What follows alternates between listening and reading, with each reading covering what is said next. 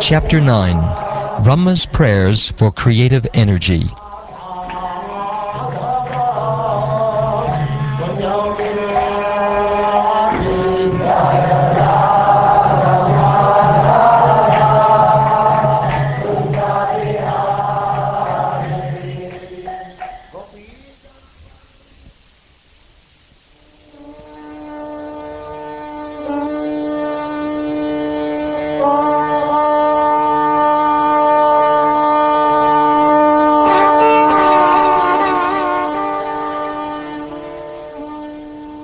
Lord Brahma said, O my Lord, today, after many, many years of penance, I have come to know about you. Oh, how unfortunate the embodied living entities are, that they are unable to know your personality. My Lord, you are the only knowable object, because there is nothing supreme beyond you. If there is anything supposedly superior to you, it is not the Absolute. You exist as the Supreme by exhibiting the creative energy of matter. The form which I see is eternally freed from material contamination, and has advented to show mercy to the devotees as a manifestation of internal potency. This incarnation is the origin of many other incarnations, and I am born from the lotus flower grown from your navel home. O my Lord, I do not see a form superior to your present form of eternal bliss and knowledge. In your impersonal Brahman effulgence in the spiritual sky, there is no occasional change and no deterioration of internal potency.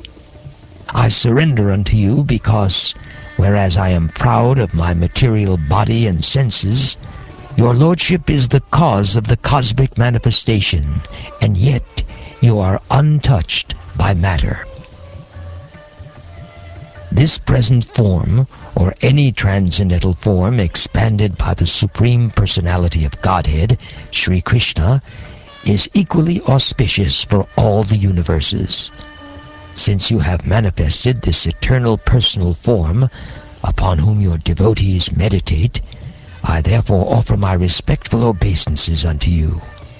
Those who are destined to be dispatched to the path of hell neglect your personal form because of speculating on material topics.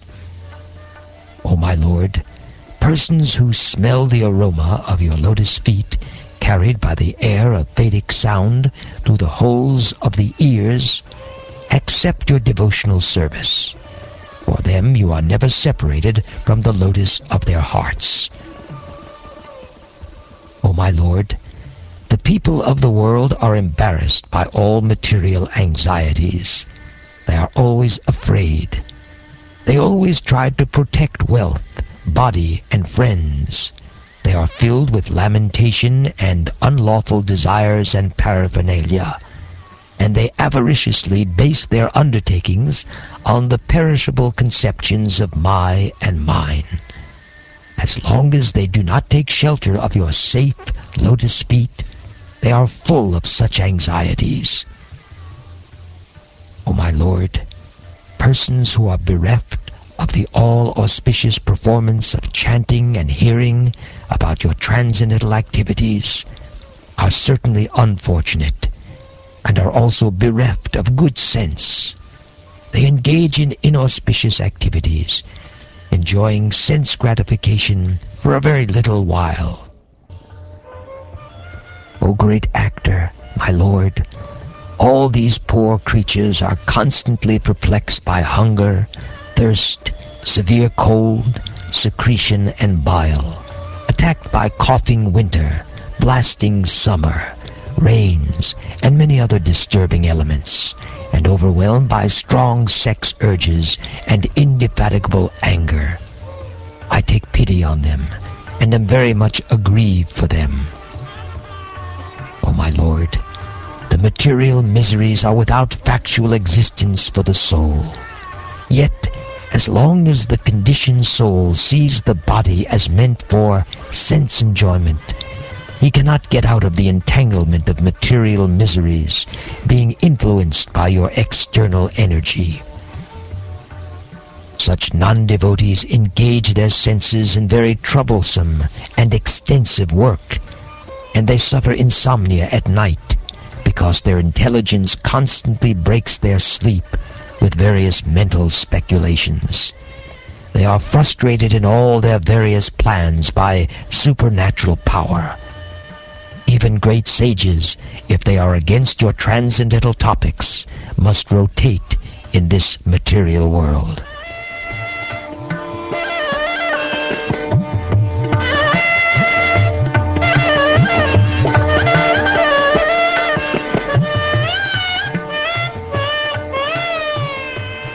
O my Lord, your devotees can see you through the ears by the process of bona fide hearing, and thus their hearts become cleansed, and you take your seat there. You are so merciful to your devotees that you manifest yourself in the particular eternal form of transcendence in which they always think of you. My Lord, you are not very much satisfied by the worship of the demigods, who arrange for your worship very pompously with various paraphernalia, but who are full of material hankerings. You are situated in everyone's heart as the super-soul, just to show your causeless mercy, and you are the eternal well-wisher, but you are unavailable for the non-devotee. But the pious activities of the people, such as performance of Vedic rituals, charity, austere penances, and transcendental service, performed with the view to worship you and satisfy you by offering you the fruitive results, are also beneficial. Such acts of religion never go in vain. Let me offer my obeisances unto the Supreme Transcendence, who is eternally distinguished by his internal potency. His indistinguishable impersonal feature is realized by intelligence for self-realization. I offer my obeisances unto him who, by his pastimes, enjoys the creation, maintenance, and dissolution of the cosmic manifestation. Let me take shelter of the lotus feet of him whose incarnations, qualities, and activities are mysterious imitations of worldly affairs. One who invokes his transcendental names, even unconsciously, at the time he quits this life, is certainly washed immediately of the sins of many, many births, and attains him without fail. Your Lordship is the prime root of the tree of the planetary systems. This tree has grown by first penetrating the material nature in 3 trunks, as me, Shiva, and you, the Almighty, for creation, maintenance, and dissolution. And we 3 have grown with many branches. Therefore I offer my obeisances unto you, the tree of the cosmic manifestation. People in general all engage in foolish acts, not in the really beneficial activities enunciated directly by you for their guidance. As long as their tendency for foolish work remains powerful, all their plans in the struggle for existence will be cut to pieces. I therefore offer my obeisances unto him who acts as eternal time.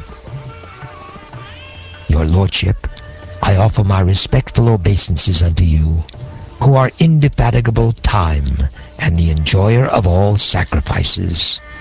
Although I am situated in an abode which will continue to exist for a time duration of 2 paradas, although I am the leader of all other planets in the universe, and although I have undergone many, many years of penance for self-realization, still I offer my respects unto you. O my Lord, by your own will you appear in the various species of living entities, among animals lower than human beings, as well as among the demigods, to perform your transcendental pastimes. You are not affected by material contamination. You come just to fulfill the obligations of your own principles of religion. And therefore, O Supreme Personality, I offer my obeisances unto you for manifesting such different forms. My Lord, you accept the pleasure of sleeping in the water of devastation, where there are violent waves, and you enjoy pleasure on the bed of snakes, showing the happiness of your sleep to intelligent persons. At that time, all the universal planets are stationed within your abdomen. O object of my worship, I am born from the house of your lotus navel for the purpose of creating the universe by your mercy. All these planets of the universe were stationed within your transcendental abdomen while you were enjoying sleep. Now, your sleep having ended, your eyes are open like blossoming lotuses in the morning. Let the Supreme Lord be merciful towards me. He is the one friend and soul of all living entities in the world, and he maintains all for their ultimate happiness by his 6 transcendental opulences. May he be merciful towards me so that I, as before, may be empowered with the introspection to create, for I am also one of the surrendered souls who are dear to the Lord. The Supreme Lord, the Personality of Godhead, is always the benefactor of the surrendered souls. His activities are always enacted through his internal potency, Rama, or the goddess of fortune. I pray only to engage in his service in the creation of the material world, and I pray that I not be materially affected by my works, for thus I may be able to give up the false prestige of being the creator. The Lord's potencies are innumerable. As he lies down in the water of devastation, I am born as the total universal energy from the navel lake in which the lotus sprouts. I am now engaged in manifesting his diverse energies in the form of the cosmic manifestation. I therefore pray that in the course of my material activities I may not be deviated from the vibration of the Vedic hymns. The Lord, who is supreme and is the oldest of all, is unlimitedly merciful. I wish that he may smilingly bestow his benediction upon me by opening his lotus eyes. He can uplift the entire cosmic creation and remove our dejection by kindly speaking his directions.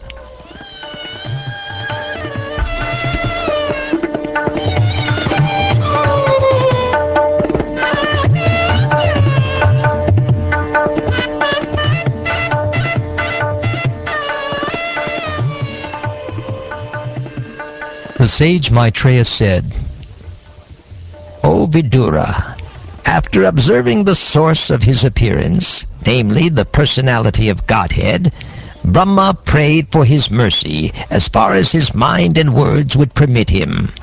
Thus, having prayed, he became silent, as if tired from his activities of penance, knowledge, and mental concentration. The Lord saw that Brahma was very anxious about the planning and construction of the different planetary systems, and was depressed upon seeing the devastating water. He could understand the intention of Brahma, and thus he spoke in deep, thoughtful words, removing all the illusion that had arisen. The Supreme Personality of Godhead then said, O Brahma, O depth of Vedic wisdom, be neither depressed nor anxious about the execution of creation. What you are begging from me has already been granted before. O Brahma, situate yourself in penance and meditation, and follow the principles of knowledge to receive my favor. By these actions, you will be able to understand everything from within your heart. O Brahma, when you are absorbed in devotional service in the course of your creative activities, you will see me in you and throughout the universe, and you will see that you yourself, the universe, and the living entities are all in me. You will see me in all living entities, as well as all over the universe, just as fire is situated in wood. Only in that state of transcendental vision will you be able to be free from all kinds of illusion. When you are free from the conception of gross and subtle bodies, and when your senses are free from all influences of the modes of material nature, you will realize your pure form in my association. At that time, you will be situated in pure consciousness. Since you have desired to increase the population innumerably and expand your varieties of service, you shall never be deprived in this matter, because my causeless mercy upon you will always increase for all time. You are the original Rishi, and because your mind is always fixed on me, even though you will be engaged in generating various progeny, the vicious mode of passion will never encroach upon you. Although I am not easily knowable by the conditioned soul, you have known me today because you know that my personality is not constituted of anything material, and specifically not of the 5 gross and 3 subtle elements. When you were contemplating whether there was a source to the stem of the lotus of your birth, and you even entered into that stem, you could not trace out anything. But at that time I manifested my form from within. O Brahma, the prayers that you have chanted, praising the glories of my transcendental activities, the penances you have undertaken to understand me, and your firm faith in me, all these are to be considered my causeless mercy. I am very much pleased by your description of me in terms of my transcendental qualities, which appear mundane to the mundaners. I grant you all benedictions in your desire to glorify all the planets by your activities. Any human being who prays like Brahma, and who thus worships me, shall very soon be blessed with the fulfillment of all his desires, for I am the Lord of all benediction. It is the opinion of expert transcendentalists that the ultimate goal of performing all traditional good works, penances, sacrifices, charities, mystic activities, trances, etc., is to invoke my satisfaction. I am the supersoul of every individual. I am the supreme director and the dearest. People are wrongly attached to the gross and subtle bodies, but they should be attached to me only. By following my instructions, you can now generate the living entities as before, by dint of your complete Vedic wisdom and the body you have directly received from me, the supreme cause of everything.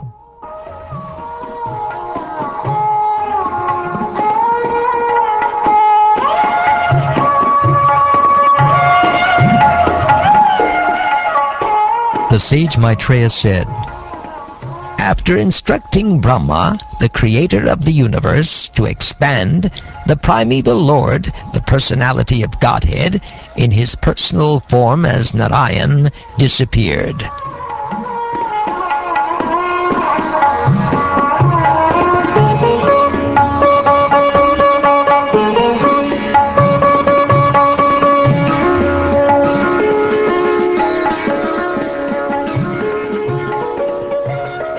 Thus ends the 9th chapter of the 3rd canto of the Srimad Bhagavatam, entitled Brahma's Prayers for Creative Energy.